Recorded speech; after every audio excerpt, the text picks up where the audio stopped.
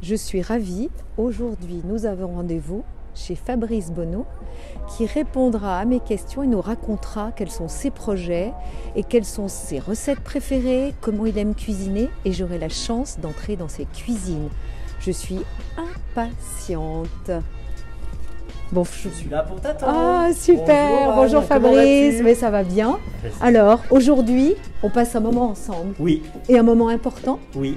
Parce que c'est une journée particulière. Et une journée particulière. Merci de nous recevoir dans ton très cosy, chaleureux restaurant qui est malheureusement vide actuellement.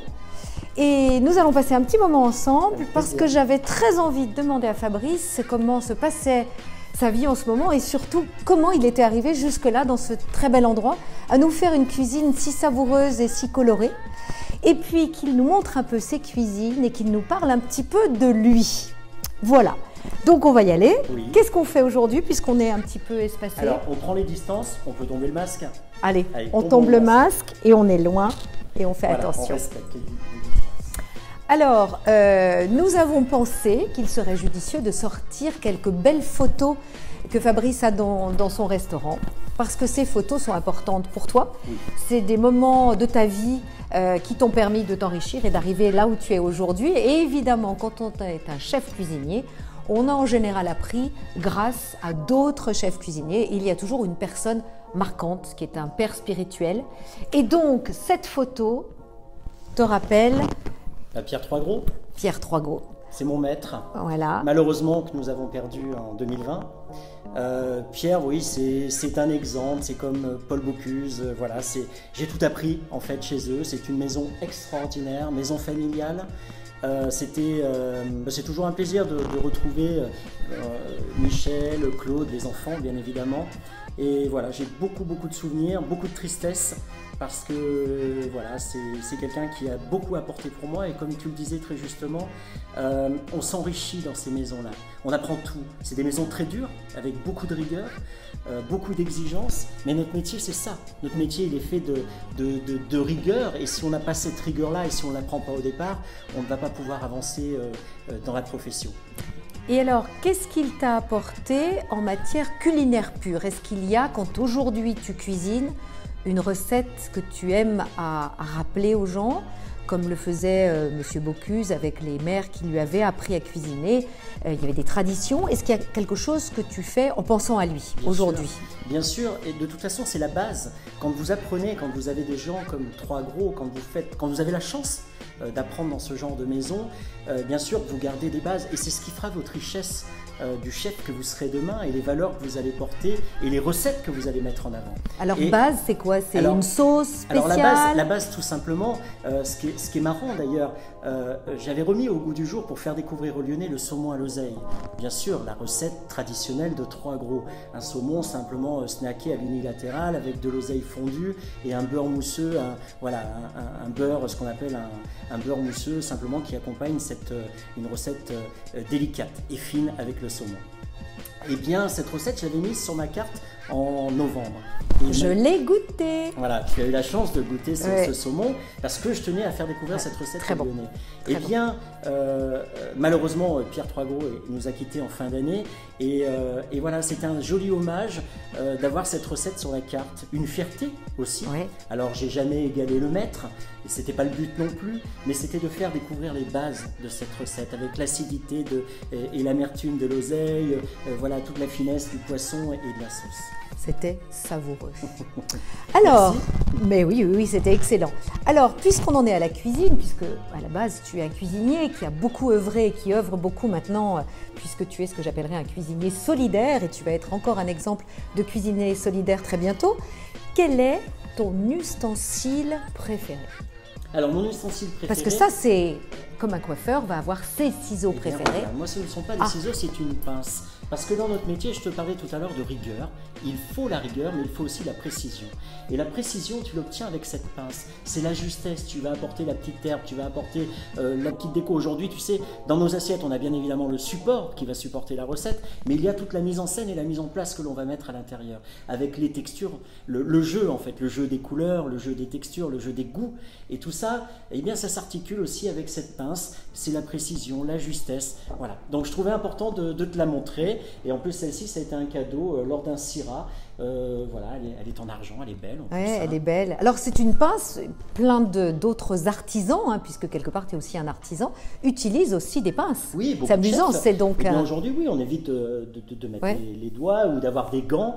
Je trouve qu'aujourd'hui, voilà, on peut garder cette liberté et utiliser la pince où on a beaucoup plus de précision. Super.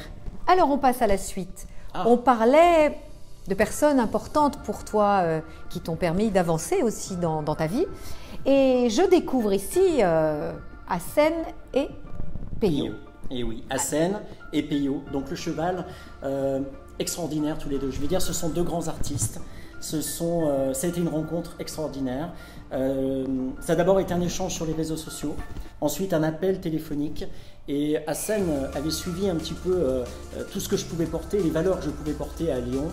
Et l'année dernière, il m'a dit, écoute, je suis à Lyon en janvier.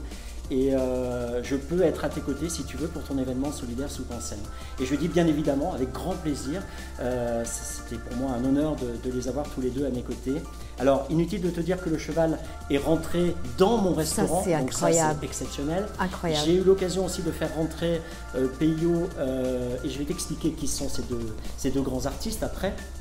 Chez Vatel pour la soirée de gala de Soupe en Seine, et Hassen est venu aussi place de la République à Lyon parce qu'il était attendu par de très nombreux Lyonnais et il y a des gens qui sont venus de très loin pour pouvoir enfin le rencontrer. Ce sont des gens extraordinaires. Hassen et Peyo, c'est le seul cheval au monde qui rentre dans les hôpitaux. Tu as dû voir de nombreux reportages à leur sujet.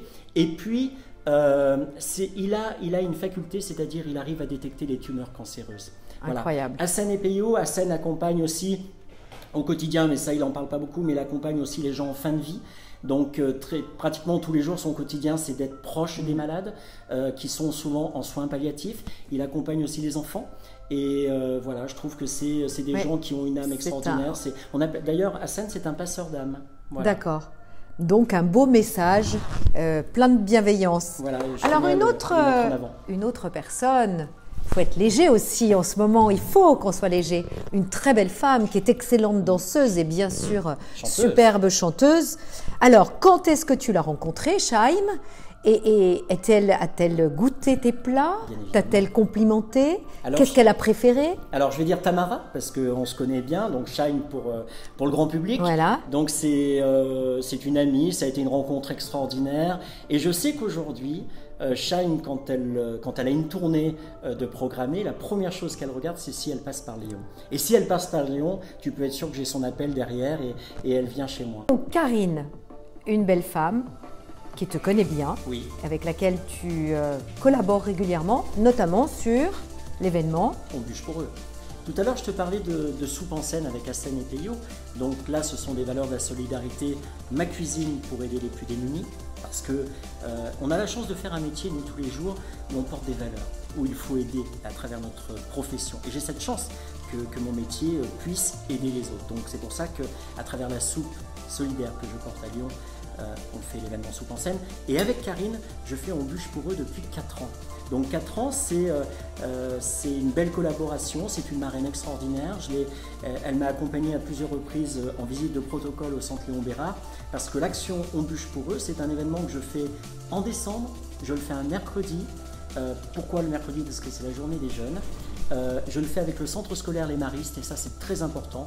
Monsieur Bouchacourt, qui est une personnalité lyonnaise, qui est le grand directeur des Maristes, m'a ouvert ses cuisines, m'a donné la possibilité de fabriquer les bûches dans les cuisines. Et là on mobilise la jeunesse, des jeunes qui sont volontaires mais pas du tout issus d'écoles hôtelières ou de formation pâtissière. Et donc ces jeunes m'accompagnent pour fabriquer ces bûches et la totalité des bûches réalisées sont vendues à la part au profit de l'IHOP du centre Léon Bérard, où là, une autre femme extraordinaire qui est Marion Beaufron, Marion au centre Léon Bérard, qui justement organise la gestion entre les événements et les jeunes pour faire des visites de protocole et apporter tous les besoins que l'on peut apporter aux jeunes. Alors moi, à travers la bûche, j'aide le centre Léon Bérard avec tout ce que l'hôpital ne peut pas leur apporter. C'est-à-dire, moi, je vais acheter des jouets, je vais acheter de la matière première pour faire les ateliers de peinture, de dessin, de choses comme ça. J'achète un canapé pour les salles de repos, j'achète des iPads pour que les jeunes gardent le lien avec les familles. Voilà, tout ce que le centre hospitalier ne va pas pouvoir leur apporter. De la layette aussi pour les tout petits, et voilà, on essaie de se rendre utile. Bravo, je suis impressionnée. Non, c'est important, c'est important. Et non, très bien. Voilà, tout le monde n'a pas accès à notre cuisine, et quand la cuisine, elle peut se transporter et aider, je trouve que c'est les jolies valeurs de la solidarité, et surtout fédérer. On fédère la jeunesse, on fédère les artistes, je te parlais aussi des gens qui se déplacent, et puis on fédère les Lyonnais, c'est important. Exactement, bah, bravo. Alors moi j'ai Sparrow qui oui, m'aime, je vais embarquer Sparrow tout à l'heure. Non, c'est pas possible.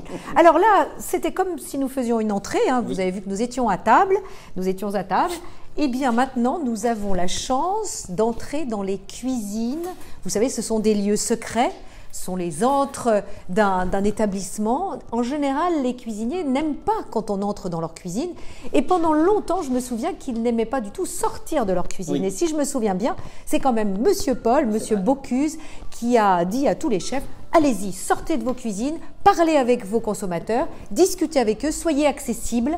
Mais je comprends très bien que ce soit difficile quand on est en train de cuisiner, de se retrouver dans une salle de restaurant où on est un peu jugé et on ne sait jamais si les gens sont totalement conquis ou pas. Alors c'est important ce que tu dis et je vais rebondir dessus si tu me le permets. C'est vrai que c'est Paul Bocuse Paul Bocuse a ouvert toutes les portes et nous a montré le chemin à suivre dans notre profession.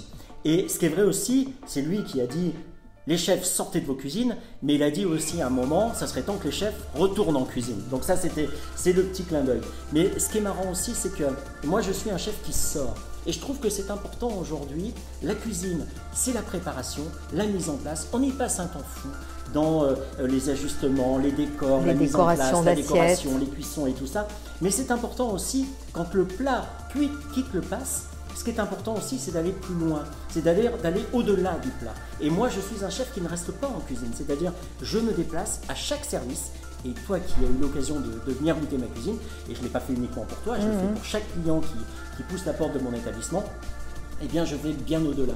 Et ce qui est important, c'est d'avoir le contact direct et de ressentir un petit peu, même s'il n'y a pas d'échange, mais moi j'observe beaucoup et je vois un peu les étincelles qu'il peut y avoir dans les yeux, les questions que les gens se posent, eh bien je suis là pour y répondre.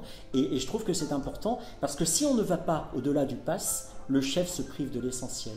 Et l'essentiel, il est dans la préparation, mais il est aussi avec ce qui se passe après. Donc tu es un chef accessible. Toujours. Avec tes clients, et encore accessible en ce moment où bien sûr tu régales les voisins et les gens même qui habitent un petit peu plus loin puisque tu fais du click and collect. Oui. Et est-ce que les gens qui habitent tout près, qui ont leur bureau tout près, peuvent venir sans avoir spécialement réservé? Il y a du stock un petit peu, il y a des bonnes choses. Les gens viennent, on fabrique au moment, et puis les gens aujourd'hui sont patients, ils peuvent attendre. Mais la solidarité, elle s'inverse aujourd'hui. Parce qu'aujourd'hui, notre métier est en souffrance, comme beaucoup de professions, quoique nous avons la chance d'être mis quand même sous les projecteurs. Il y a d'autres professions aujourd'hui, malheureusement, qu'on n'entend pas parler et qui souffrent autant que nous, si ce n'est pas plus, et qu'on va s'apercevoir dans quelques temps que ces professions-là vont disparaître, on va se dire mais pourquoi ? Et là, il y a une vraie solidarité de la clientèle et de la population. On sent aujourd'hui, les gens sont heureux de nous retrouver. Et nous, tu ne peux pas savoir le bonheur. Alors, tu donnes du bonheur et n'oublie pas une chose, c'est que nous sommes quand même dans la capitale de la gastronomie et que s'il y a un endroit où il faut continuer de bien manger, c'est ici. Et en plus, manger bon, ça fait du bien et ça permet d'être en bonne santé. C'est vrai. Donc en fait, on se nourrit l'âme, on se fait plaisir à l'âme et au corps. Donc c'est parfait. Alors maintenant, je propose qu'on passe au plat principal, la découverte de la cuisine. Et de la cuisine. Allez, tu m'emmènes en cuisine. Tu sais que c'est un honneur d'être là. Hein. Je suis tout à fait honorée. Comme je le disais tout à l'heure, peu de personnes sont à mes côtés en cuisine, sauf quand je donne des cours de cuisine aussi, ça arrive quelquefois. Plus maintenant, mais c'est arrivé à une période. Alors là, je vais dresser, regarde, en préparation, je vais terminer, petit filet de bar, simplement rôti sur la peau. Tu vois, on le fait colorer, à peine cuit ici, et on va le retourner quelques instants. Ah mais ça sent bon, hein? Regarde. Ça fait plaisir. Belle couleur. Bien coloré. Et puis là, on va mettre quelques petites trappes de piqué. Tout simple, hein. Regarde, avec quelques petits lardons, des petits champignons. D'accord, et toujours des jolies assiettes. Ah mais oui, oui, moi je suis entrée là. Là j'y reste très bien la journée. Tu sais qu'on se prive quand même, le parfum est important et c'est vrai qu'avec le masque, on perd un peu... Alors, petits champignons. Alors, des petites pleurotes simplement caramélisées, des petites trappes du touquet, quelques petits morceaux de lardon. Et là, on va mettre le joli filet de bar. Donc là, il y a toujours une disposition intéressante puisque le plaisir des yeux avant le plaisir du goût. Hein. Voilà, exactement. Et puis tu sais qu'un chef, c'est exactement dans quel sens veut que soit vu son plat. C'est très important. C'est-à-dire des fois au service, on dit attention, il faut que la garniture soit là, sur le côté, il faut que ce soit comme ça, parce que c'est important, c'est un sens que l'on veut donner. Et du coup, quand tu l'apporteras devant le consommateur, devant ton client, tu vas le positionner comment le poisson? Alors le poisson devant le client, c'est mieux. Devant le client, donc dans ce sens-là. Voilà, dans ce sens-là, exactement. Donc là, c'est une sauce homard. Donc un plat tout simple. Je sens, ça c'est bon. Alors justement, merci d'avoir dressé cette assiette pour nous. D'abord, qu'est-ce que tu aimes, comment tu aimes, d'abord qu'est-ce que tu aimes cuisiner? Est-ce que c'est plutôt le poisson? Est-ce que c'est plutôt les viandes? Est-ce que tu es plutôt un peu végétarien et tu vas adorer mixer les légumes? Est-ce que tu vas aimer beaucoup les épices? Quelle est ta végétarien, non. Je ne suis pas du tout végétarien, moi je mange tout et j'aime tout en fait.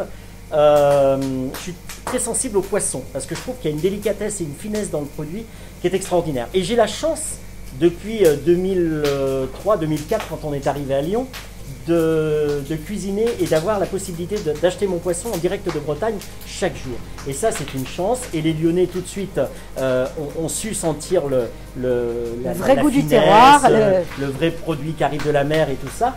Et c'est vrai qu'on a plutôt cette étiquette poisson. Mais on travaille des viandes en basse température, on se fait plaisir avec des volailles de chez Miral extraordinaires. Voilà, on a des fournisseurs fabuleux aussi à mes côtés. Et j'aime bien travailler tous les produits. Mais c'est vrai que le poisson, j'ai une finesse particulière. J'ai un attachement particulier pour le poisson. Avec des sauces. Avec des sauces, la sauce c'est ce qui fait tout. Tu vois là, je te parle d'une sauce homard, voilà, on a travaillé avec les carcasses qu'on a fait torréfier, on a amené de la garniture, on a amené de la puissance, et puis après voilà, on fait réduire, voilà. Et les sauces c'est ce qui est le plus important. Pareil quand on travaille une viande, eh bien c'est un jus, on démarre d'un jus, des sucres. Tu sais tu cuisines un petit peu, Anne. Je cuisine, mais moi c'est du rapide, souvent des salades avec plein de choses dedans. C'est moi qui vais lui poser les questions. Voilà. Alors justement, avec un plat comme celui-là, quel vin servirais-tu? Conseillerais-tu, puisque tu es évidemment amateur de bon vin, quel est le vin que tu proposerais à tes clients pour ce genre de plat? Eh bien, par exemple, on a un terre et mer quand même, parce qu'on a des petits lardons, on a des pommes de terre, on a le poisson, on a le crustacé avec cette sauce en puissance de homard. Je sais pas, on peut partir. Moi, j'aime beaucoup, tu sais, en plus, j'aime beaucoup le personnage. J'aime bien le Côte du Rhône. Et puis, pas n'importe quel Côte du Rhône. J'ai un ami qui s'appelle Stéphane Augier, que beaucoup de gens connaissent. Stéphane, il a un talent fou. Et on démarre d'une entreprise familiale avec le papa. Et puis aujourd'hui, quand on voit l'empire qu'il a fait avec son vin et son savoir-faire, je trouve que c'est extraordinaire. Donc voilà, j'aime beaucoup Le Temps est venu. En plus, je trouve que le nom est très beau. C'est beau. Sa cuvée Le Temps est venu, il a la Rosine, il a d'autres cuvées. Donc pour moi, mon coup de cœur, ce sera Stéphane Augier avec Le Temps est venu. Ouais, c'est parfait. En plus, on a un vin qui est très floral, on est sur le fruit, un peu le fruit rouge confit. Et voilà, c'est un vin que j'aime beaucoup, j'affectionne énormément. Et ton plat préféré? Alors mon plat préféré, il est tout simple. Tout simple. C'est un souvenir d'une grand-mère. J'avais une grand-mère qui me faisait, tu sais, quand j'étais enfant, j'avais une grand-mère qui me faisait des râpés. Alors je sais pas si tu connais la râpée, on peut appeler ça la crique aussi. Ah oui, la crique. La crique, donc on est sur une base de pommes de terre, donc des pommes de terre râpées. On rajoute, alors il y en a qui vont dire on rajoute du fromage ou pas de fromage. Moi dans la recette que faisait ma grand-mère, on rajoutait du fromage, on rajoute des œufs, on rajoute des herbes fraîches, on rajoute de l'ail, de l'échalote, des oignons, donc beaucoup de puissance. Et puis cette râpée, on va en faire des petites portions et on va les faire revenir avec un peu d'huile, donc c'est un peu gras quand même. Mais qu'est-ce que c'est bon. On fait gratiner légèrement la pomme de terre, donc ça c'est un souvenir d'enfance. Et tu le manges comme ça ou tu manges de la viande avec? Alors, c'est marrant, tu me poses cette question, parce qu'on mange comme ça, mais tu sais que j'ai fait quelques livres de recettes. Et dans un livre de recettes, j'ai voulu remettre la râpée au goût du jour, donc la crique au goût du jour, et je l'associe avec du poisson. Donc un saumon simplement snacké comme ça avec la crique et puis une petite sauce pour accompagner.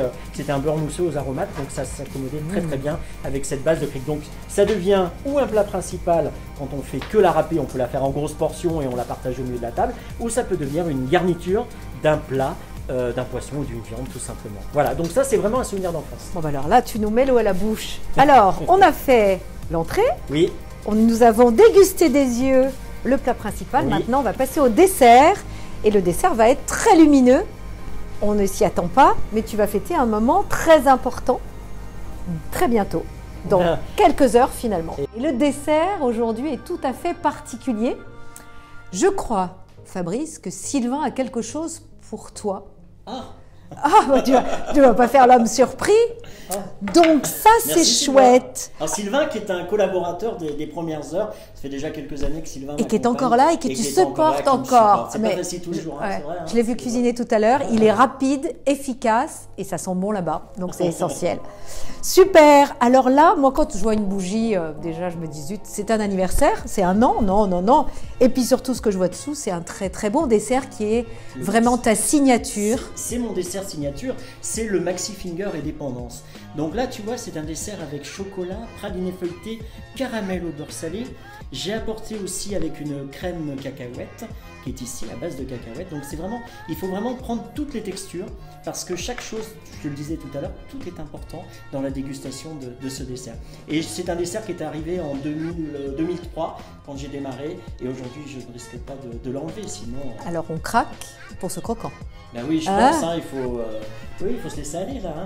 Alors justement, on va se laisser aller un petit peu puisque cette bougie nous rappelle que tu vas fêter dans quelques heures tes 50 ans. 50 ans. C'est quand même, waouh, ça fait quelque chose quand même. Hein, Alors si tu regardes derrière toi, Alors jamais. Je suis quelqu'un qui ne regarde pas derrière. Moi, je suis quelqu'un de l'avant. Je fonce. Ça m'arrive quelquefois, quand je vois mes enfants grandir, je me dis, bon, oui, effectivement, les années passent. Mais bon, c'est pour tout le monde pareil. Et puis quel bonheur. Ouais. Quel bonheur, je le dis souvent, tu sais. Si je m'engage beaucoup dans les actions solidaires, c'est parce que j'ai beaucoup de chance. Chance de faire le métier que j'aime avec passion et avec cœur chaque jour. Chance d'avoir une petite famille qui va bien. J'ai un toit. J'ai la chance de faire le métier que j'aime. Et de le partager avec de nombreux clients tous les jours. Donc voilà, ça c'est une chance et c'est pour ça qu'il faut s'engager. Quand on a cette chance-là, quand on a la santé, quand on a... voilà, il faut l'énergie, la santé en la effet. santé, voilà. Eh bien, je pense qu'il faut aider et penser aux autres. Pas uniquement y penser quand on est dans le besoin ou dans la maladie, il faut y penser et anticiper et le faire avant. Alors justement, tu as pensé anticiper et tu as une actu vraiment, comme on dirait, chaud patate. Oui, c'est dans quelques jours, Voilà. on va dire même dans quelques heures, ça sera du Place premier- des Jacobins. Alors ça c'est une grande première, tu es la première à qui je l'annonce, ça sera Place des Jacobins. J'ai réquisitionné un kiosque, donc la ville de Lyon m'a mis à disposition le kiosque à journaux, l'ancien kiosque Voilà. à journaux qui est Place des Jacobins, et là ça sera un kiosque relais, c'est-à-dire du 1er au 20 février, on va faire du click and collect. J'ai mobilisé une quinzaine de chefs à mes côtés et des grands noms de la gastronomie, il y a Christian Tête-Doigt, il y a Christophe Marguin, Laurent Bouvier, Olivier Canal, Régis Marcon et bien d'autres, donc 15 chefs. Solidaires, des chefs. Solidaires. Le métier aussi, depuis de nombreuses années, est en pleine mutation, en plein changement. Et aujourd'hui, avec la crise sanitaire que nous traversons, on s'aperçoit qu'il faut même anticiper et aller encore plus vite, parce qu'elle nous donne justement, elle nous montre qu'il faut aller encore plus vite pour ce que sera notre profession demain. Et on va s'apercevoir que quand tout va redevenir à la normale, que notre métier aura pris une avance terrible. Et c'est pour ça qu'aujourd'hui, en tant que chef, on est là pour donner le rythme, peut-être apporter les idées, comment imaginer la cuisine de demain, parce que la consommation va changer, forcément. Et voilà, il faut être là avec de nouvelles idées, de nouvelles perspectives, il faut s'engager, mais toujours faire notre métier avec passion, et dans tous les métiers, et le faire avec le cœur. Et comme je le dis, moi j'ai la chance de faire ce métier avec passion et avec cœur chaque jour, et les journées sont beaucoup trop courtes. Bah, dis donc. C'est vrai, Merci non pour cette passion, pour cette énergie, pour ce combat, Oui, c'est un combat. ce combat C'est un combat. et ce plaisir que tu as.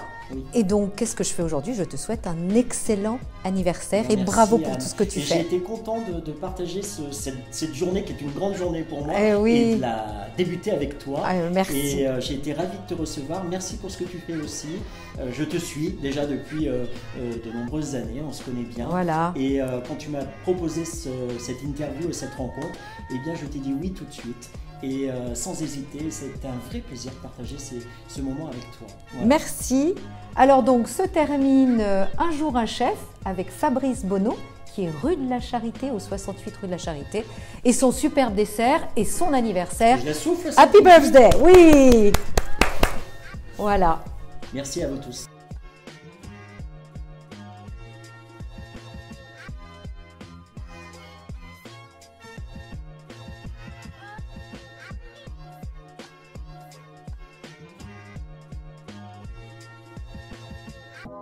Alors, j'espère que vous avez passé un bon moment en compagnie de Fabrice Bonneau. Vous avez remarqué, j'ai lancé ce thème, un chef, un jour, pour découvrir la vie de nos chefs en dehors des cuisines et aussi dans les cuisines.